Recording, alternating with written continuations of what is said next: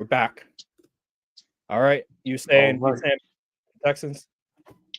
Oh yeah. Bobby Slowick, man. You ran the ball with Joe Mixon 25 carries. He averaged 1.8 yards per carry. That is Mhm. pathetic. And you just continue to now. Granted, okay, the Texans they still can't pass block for whatever reason. But I mean, you got to do something. Screens, Mhm. like what's going on? You got to scheme your guys open. And CJ Stroud back there fighting for his life. He threw 2 interceptions too.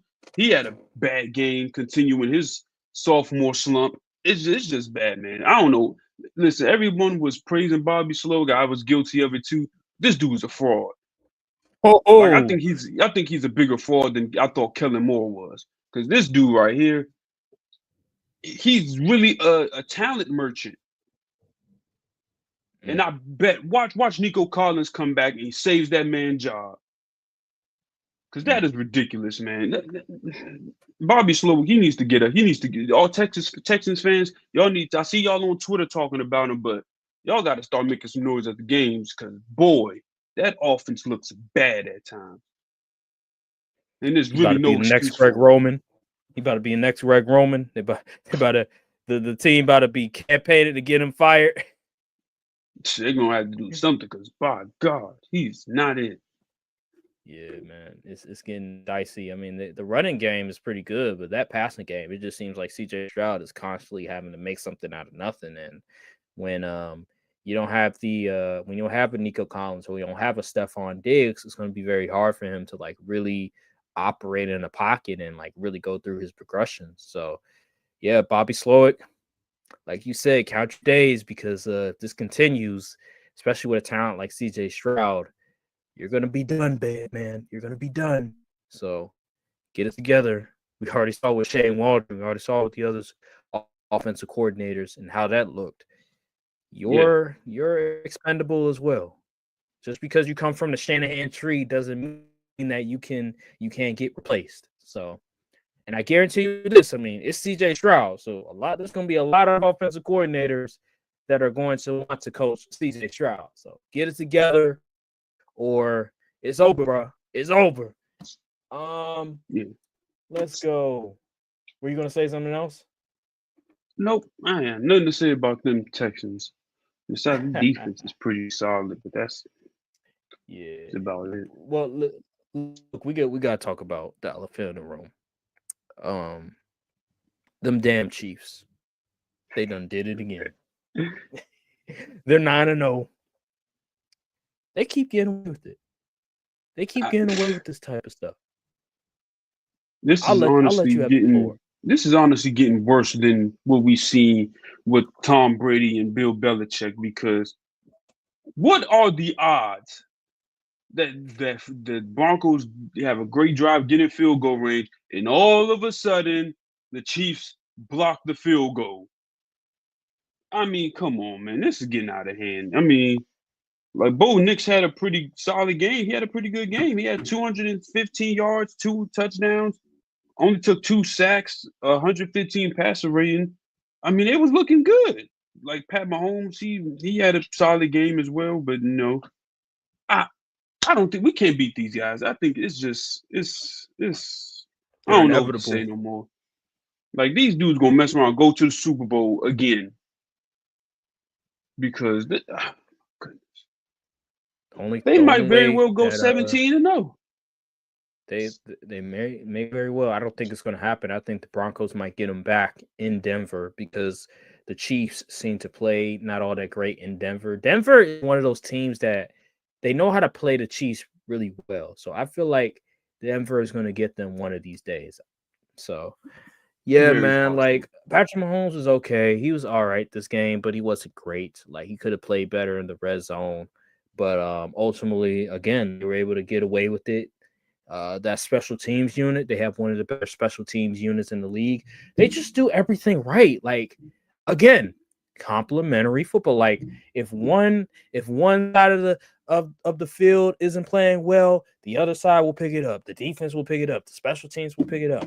They're That's how they've been winning these past 5 years, is because they just know how to win when it matters most. And special teams, I think it was yesterday. I think I saw something on Get Up or NFL Live where they were breaking it down and how there was somebody on the field. It was an offensive lineman that was blocking. He was like the weak link of the special teams unit for the Broncos, and they kept attacking him.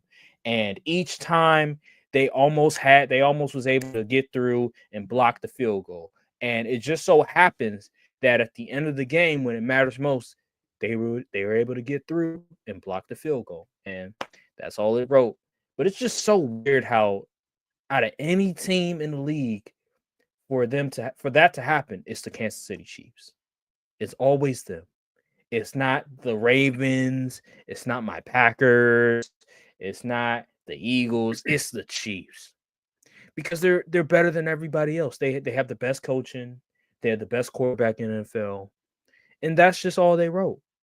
And we're just gonna have to accept it because Yeah, they're 9-0, unfortunately. and whoever the hell is on the schedule next, they're probably going to be 10-0. They can't be stopped. The NFC West is not all that great. And Patrick Mahomes and the Kansas City Chiefs are just built to win long term. And we just have to sit back and observe because it's going to be Oh this my way God, they for a got the while now. freaking Panthers next Yeah, after the man, bye like week. that's a dub. That's a dub. That's a dub. Like they got that in the bag. There's nothing we could do about it. And I just really hope that Lamar can just put these dudes to bed, put these dudes out of their misery. Because right now, like it just seems like there's nobody that can stop them. It feels like they have all infinity stones right now, and we just can't stop them. No matter who it is, no matter if it's Lamar, Josh Allen, the Lions team, anybody. It just seems like Patrick Mahomes, Andy Reid, that defense, whoever it is, whoever is running the football, whoever's catching the football for them, it does not matter because they'll figure out a way. It's just like the Patriots at the end of the day. But it seems like it's getting kind of worse now because Patrick Mahomes is only 29 years old and they already won 3 Super Bowls and they're 9-0 right now. And they're doing it without a star level wide receiver like DeAndre Hopkins. We all know he's not what he once was.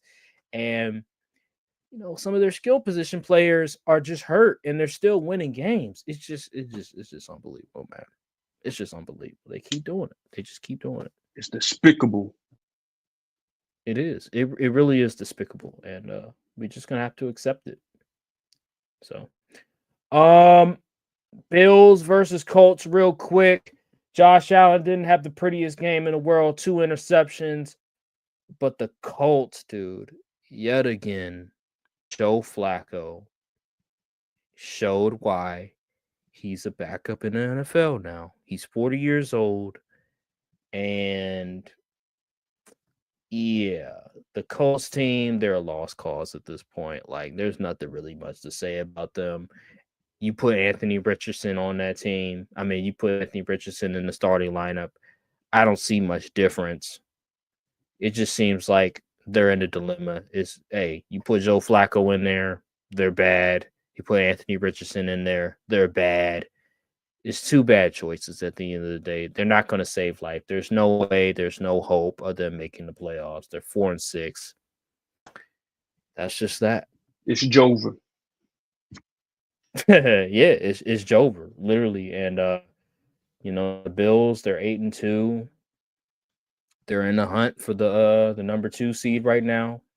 And that AFC East team, AFC East division is just god awful. Like, Yeah. It seems like the Patriots, they handed the baton to the Bills because for the longest the Patriots were dominating the AFC East, like it was just a bad division. And now the Bills are like, hey, we got Josh Allen, let's take advantage of it. Let's dominate the AFC East now, and that's what they've been doing. It's just unreal. Pretty Man. much. The Jets suck. The Dolphins suck. The Patriots suck. That's just all they wrote. It's a lot of teams that just flat out suck this year. it was just a bad week of matchups. Like it was a lot of one-sided games, like bad matchups, like one good team, the other's a bad team. Like not all that interesting storylines. Like the Falcons versus Saints, this was a trap game. I should have saw this coming. You have a team that fired their head coach. They have an interim coach, so that's gonna, especially against a division rival, that's gonna lit a fire on them. And they were able to win at the end. Like the Falcons are just one of those weird teams that any given Sunday they could lose to the worst team in the league, and they could possibly beat the best team in the league. And this game so happened to be one of the teams that they lose to, and it's the Saints and a division rival. Kirk Cousins didn't have a good game. BJ Robinson, he's been running the ball very effectively, but the Saints team, like, what the hell? Like, how you let that happen? They're a lost cause, and they just came down there and they said, "Nah, we're not gonna let you win this game. I don't care how bad the season's been." But they capitalized. I don't understand why the Falcons just laid an egg. It's just the Falcons. It seems it's just a common theme at this point. Yeah, man. Yeah. Again, it was a weird week of football. Like you We let only Marquez Valdez Scantling go off for 100 yards in big 2024. Come on now. and he's never been good. So the fact that you were able to accomplish that is just a bad sign for that defense. Good God. We don't really need to talk about the Titans and Chargers. It's the Titans and the Chargers. I mean, the Chargers are 6-3. Congratulations, but dog, we need to have a conversation about just how boring some of these offenses are. Like the Chargers and Cardinals, like they're just like very 90s, early 2000s type of offenses. I just can't get jiggy with. I'm sorry. Like they're that's one of those teams that they should be playing at 10:30 at night every week. You know how in college you get the West Coast teams that used to be a Pac-12, but like West Coast teams, they're playing at like 10:30 at night, 10 o'clock at night, like the Boise States or the USCs or the UCLAs or the Washingtons. They're playing at like 10:30 at night. That's what the Chargers should be doing. Like they should be playing at like 10:30 at night because ain't nobody want to see that offense. I know they're winning games. I know they're 20. Hey, they scored 27 points, but dog, when you have like, come on, man. Like we just can't have this happen, bro. You can't have Justin Herbert being a game manager. But anywho, I don't even want to talk about the game anymore. The Rams, Dolphins, last game on the docket. The Rams, they laid an egg.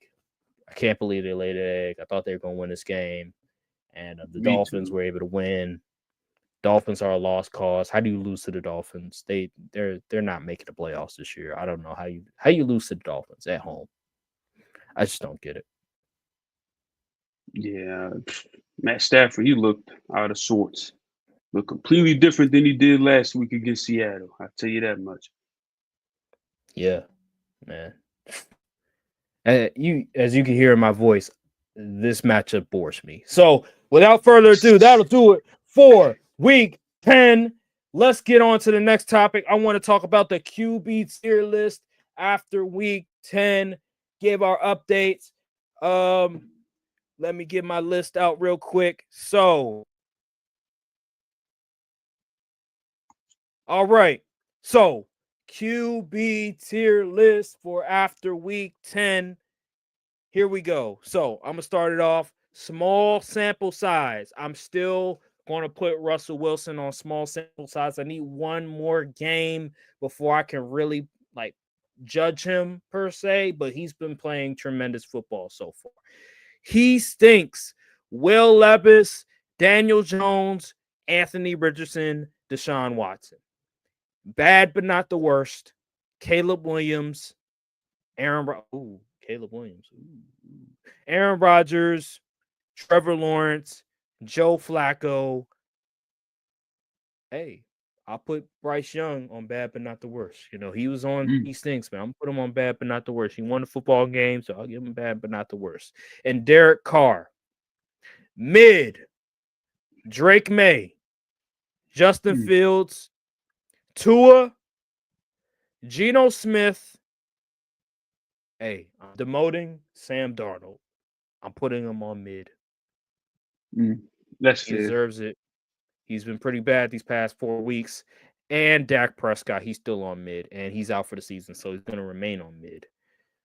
He all right.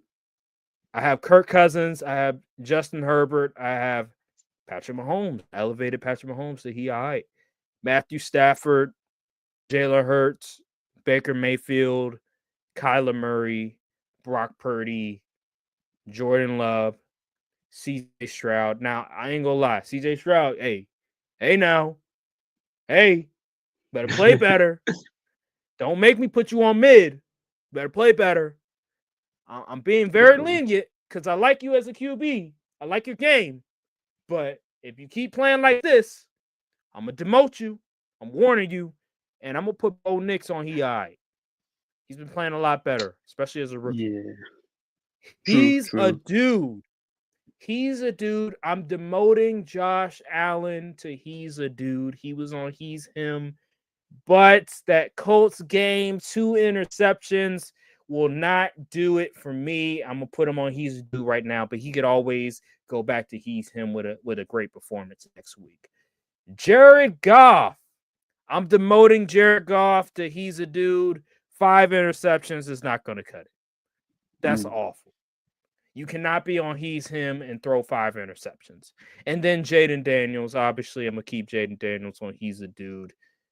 He didn't have the greatest game in the world, but he did almost have his team win the game. He didn't throw any interceptions, so I'm going to keep Jaden Daniels on he's a dude. Now, he's him. I know he lost the game, but he was great for most of that game. I'm promoting Joe Burrow to he's him. He's been playing phenomenal these past 4 weeks. And then, obviously, I got to have Lamar Jackson on he's him. He's the MVP front runner. He was phenomenal that second half against the Bengals, and he was clutch. That's my list. What about you, Brian? Okay. Solid list, solid list. I agree with most of the promotions and demotions. We got a little bit of movement on mine. So first thing, I'm gonna still keep Drake May and Tua and Russ at the not enough reps list. But Joe Flacco, you have been promoted, but which is really a demotion to put the fries in the bag tier. It's over, my boy. Yeah, it's just not looking good. Um, I want to move. I want to demote Sam Darnold to hot and cold tier, which is the tier below B tier. So he's like, he's He's out of the mid. top 15 essentially. So yeah, he's been demoted to hot or cold. Caleb Williams, you are demoted to hot and cold. Um, Oh. yeah, it's just CJ Stroud, you have been demoted to B tier. The sophomore slump is hitting you hard and it's getting worse and worse. It seems like every week. I can't justify keeping you in this place for much longer. Jared Goff, I have half a mind to demote you to B tier after that performance. You got away with it, but you shouldn't have. But just because it was one game, I'm gonna just leave it there. You've been pretty thorough the rest of the season, the previous weeks. I'm just keep you there. Josh Allen is now demoted to A tier because he had a bad performance against the Colts. Still S tier, still Mahomes and Lamar. Honestly, I should promote Joe Burrow to S tier because he's been playing really good football. It's just his team can't win. Mm-hmm. You know what? I'm not a QB wins guy. Put Joe Burrow in the S tier. Um, who else? I think that's about it so far. Yeah, that's about it. Go ahead. Okay. I understand, you know how I feel about Patrick Mahomes as the S tier, but besides that, I don't feel any type of way about any other rankings, uh, promotions or demotions. It sounds about right, sounds accurate. So yeah, man, good job. besides the Patrick Mahomes one. Good job. And we gonna move on from that real quick. Thursday night football game, Commanders versus Eagles. Now, obviously, a I lot is going to don't tell even know how to call regarding this the one. injury report. So I could always change my pick before kickoff. But as of right now, I'm gonna go with the Philadelphia Eagles on this one. They're at home. They've been playing really, really good football as of late. Divisional game. Philadelphia is not an easy place to play. And the Commanders, I got to see them beat a winning team before I can have confidence that they could beat the Eagles on the road. So give me the more experienced team. Give me the team that is in the lead right now for the NFC East and the Eagles. Yeah, this is a hard one to call for me personally.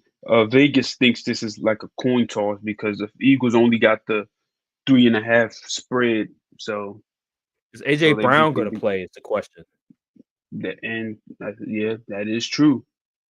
I don't think Marshawn Lattimore is going to play I for don't the see it either. Commanders. Brian Robinson Jr. He may be hurt. He may be out again. Man, Smitty, he should be good to go. Saquon, obviously. Mm-hmm. If the Commanders can't get off the field on third down, they're going to lose. I mean, you can't let Jalen Hurts convert on third down because they're going to score. Um, Yeah. and can the Eagles defense step up and play good against this Commanders offense that's been pretty hot this year? So I'm gonna have to see how that pass rush is looking. Still got Jalen Carter and all them dudes. I want to You can say always change Commanders, your pick. but You can always change that your is pick. true. Yeah, that is true. I'm gonna go. I'm gonna go Eagles. Okay. Yeah. I'm gonna go Eagles because they're I home. feel I'm like gonna go that's with the a safe home pick. team. Yeah, it's Yeah, a safe pick as of right now. I gotta see how it looks towards right right kickoff. Yeah. right before kickoff. So, but for right now, I'm gonna go Eagles. I could always change it later on, but yeah. All right, man. Last segment of the day before we get out of here. You already know every single week we got the number one segment, and that is the salute segment. Brian, who do you want to salute this week, man? Okay, let me pull up these stats right quick. Boom. Oh wait, hold on. Boom. First player on the docket. We have a new addition in the salute segment. First time on the list. We have Chuba Hubbard, running back, Carolina Panthers, went all the way to Germany, and he said, we're gonna tote that rock. 153 yards, one touchdown, 28 carries. That's 5.5 yards to carry, people, and beat the Giants. You could have said it was a tankathon bowl, but hey, 153 yards and a touchdown. That's a pretty good freaking performance from Chuba Hubbard right there. And no, and second on the salute list. Come on, man. This dude. He probably been on here about 7 times already. Lamar Jackson just continues and continues to find his way on this list. 4 touchdowns, 290 yards, only 8 incompletions, 25 for 33. 141 pass rating against a Bengals offense who put up so many points and numbers. You'd be like, oh man, there's no way they win this game. Nope, they won this game. They continue to have the Bengals numbers. It came down to the wire, but guess what? You put the ball in Lamar's hands, good thing is going to happen for you. That's why he's in the run for MVP. And I know what I said last week about the criteria for the salute segment, only winners. But I feel like it would be a crime to leave off this performance from this wide receiver, LSU alum, Jamar Chase. I mean, this dude he had 11 catches. Now, some like, 11 catches, he probably had 100 something. No, he had 264 yards and not one, not two, 3 touchdowns. Like, come on, man. That is one of the best receiving performances we've seen since probably Calvin Johnson back in 2013. This man continues to light up the Ravens. Unfortunately, his team couldn't get it done, but either way, we got to give that performance a salute. So those is the salutes of the week. Lamar Jackson, Jamar Chase, and Chuba Hubbard. I like the Chuba Hubbard one. I didn't expect that one at all. You could have did Marquez Valdez-Scantling, as a little sneaky one as well. I mean, I was 109 thinking yards, 2 about it. touchdowns, 3 I receptions. was But thinking I about like the other picks. The other picks is pretty solid as well. So another great list. And yeah, man, that'll do it for another episode of the Courtside View Podcast. Make sure to like, subscribe, comment down below, hit the notification bell, follow the socials as well. And we will see you all in the next episode of Courtside View Podcast. Thank you guys for watching, and peace. Oh, you froze.